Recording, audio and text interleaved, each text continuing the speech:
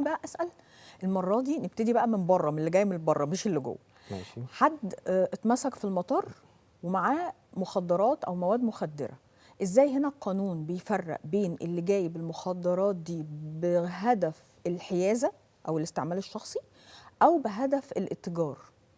طيب شوفي اقول لسيادتك، هو يعني انت حضرتك حبيتي تبداي من ما انتهينا اليه الحلقه اللي فاتت في قضايا الجلب. صحيح. هو قضايا الجلب يعني هو كثيرا ما نسمع ان فلان جاي من السفر فاتمسك في المطار بمخدرات. تمام. كثيرا ما نسمع ان هناك بعض الدول الاجنبيه، وده توجه دولي وللاسف تاثرنا بيه في الداخل دلوقتي، ان هما الكميات البسيطه او ما لا يتعدى حدود الاستخدام الشخصي في شان المواد المخدره اللي هو بنسميه هنا التعاطي، ده بيكون بمنأى عن التقسيم وبمنأى عن التجريم. طيب ممكن نلاقي بعض المحال التجارية والمتاجر بها مواد غذائية في ظاهرها أنها مواد غذائية، لكن هي مخلوطة بنسب معينة من المواد المخدرة. فالإشكالية دي ممكن يتردى بعض المصريين ممن يترددون على هذه البلاد، ممكن يكون حد جاي وجاي معاه بعض الأمور اللي هي مباحة أو متداولة هناك في الدول الأجنبية طبقا لقانونها أو صحيح. طبقا لطبيعتها، فيفاجأ وبمناسبة مروره أو بمناسبة عبوره الدائرة الجمركية فيفاجأ أنه هو متهم في قضية من قضايا جلب المواد المخدرة. هذه المسألة وقعها صعب على المتهمين، لأن القانون طبقا نص المادة 30 من قانون مكافحة المخدرات هو غلظ العقوبة في هذه المسألة وجعل عقوبة قضايا الجلب الإعدام.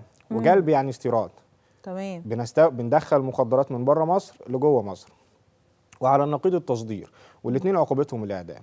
فهي من القضايا شديدة الخطورة. لكن السؤال يعني حتى ممكن توصل عقوبته للإعدام حتى لو هو جايبها في هيئة مواد غذائية تعتبر جلب.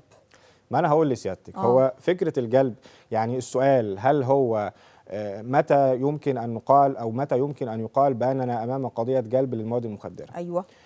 قضايا الجلب لها من الشروط والأركان. أولا لابد وأن يعبر الراكب أو يتم الضبط بمناسبة عبوره للدائرة الجمركية. صحيح. يعني لو هو موجود في الترانزيت معاه مواد مخدرة لا يتهم بجلب، ولا نكون أمام قضية جلب المواد المخدرة. تمام. لأنه لم يعبر الدائرة الجمركية بعد.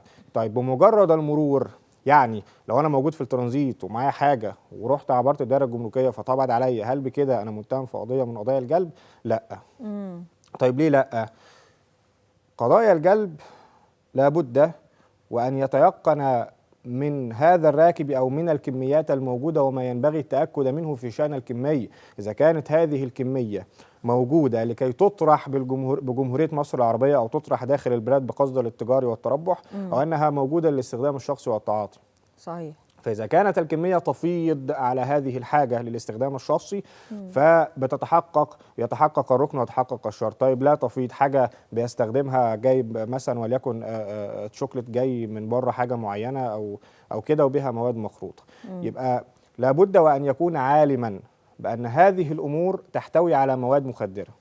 يعني أنا ممكن أشرب الكوباية دي فيها مية، أنا ممكن ما بقاش عارف دي خمرة ولا مية. صحيح. السائل اللي جوه الكوبايه ممكن ما بقاش عارف انه مسكر فاشربه. هل بكده انا بتتحقق لدي العلم؟ لا، لا يتحقق لدي العلم. فلا بد وان يكون عالما بان هذه المواد التي جلبها، سواء كانت في الحقائب الخاصه به او في حقيبته الشخصيه ايا ما كان، اذا كان عالما بانها مواد مخدره ام لا. فاذا تحققت الشروط نستطيع ان نقول اننا امام قضيه جلب للمواد المخدره. اما الراكب الذي يقوم او الذي يتردى به الامر الى التحليل مثلا في المطار او حاجه، فوفقا للقانون هو لا يعاقب طبقا لقانون البلد، لان هو لو جاي انا لو شارب مثلا وليكن سيجاره حشيش قبل مركب الطياره، فانا شربتها فين؟ شربتها قبل مركب بره البلد، وانا نزلت اول ما نزلت من الطائره فتم القبض عليا واقتادوني الى نقطه الشرطه الموجوده في المطار ومن بعد الى النيابه العامه، فالطبيعي ان انا شربتها قبل ما ابقى موجود في البلد. فاذا كان قانون البلد نفسه اللي انا موجود فيه لا يعاقب على الاستخدام الشخصي ولا يعاقب على حيازه المواد المخدره بقصد التعاطي، فبطبيعه الامور لا اعاقب انا هنا في القطر المصري.